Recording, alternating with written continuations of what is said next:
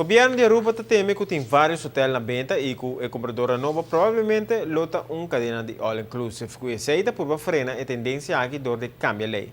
Pero o hotel não está ganhando que sabe um motivo válido para cambiar não permite e permitindo a operação e de facto não é verdade que tem tanto hotel na venda tampouco.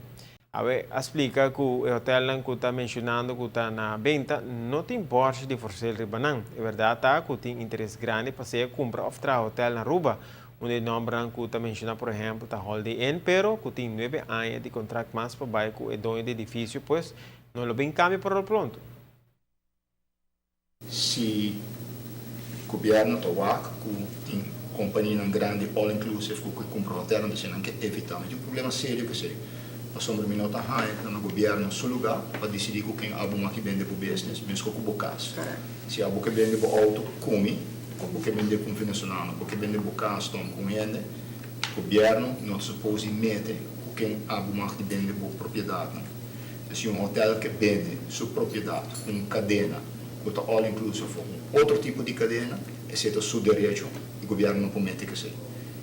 Esse é nem com lei, não pode regulamentar. Esse é nem com o sabe o e de dois problemas que eu tenho é preocupação e com o papel de jeito se tem gente que compra uma propriedade, não bisa não que compra Holiday Inn, ou portanto se Holiday Inn está full all inclusive, não está oferecendo. Não está oferecendo. Gente que compra Holiday Inn, entende que é um resort que compra ele, uma cadena que está diferente level de qualidade. Tem level mais barato e mais caro. E está all inclusive. E está all inclusive tour. De nível alto. Sim. E onde não zoe tri, onde que vai trabalhar na Sabaneta ou Isla de Ouro. Se não que compra 650 câmaras de Holiday Inn, assim é all inclusive. Então, obviamente, passou ter mercado e demanda para. E se o mercado dicta que o mestre vende all inclusive, then so be it.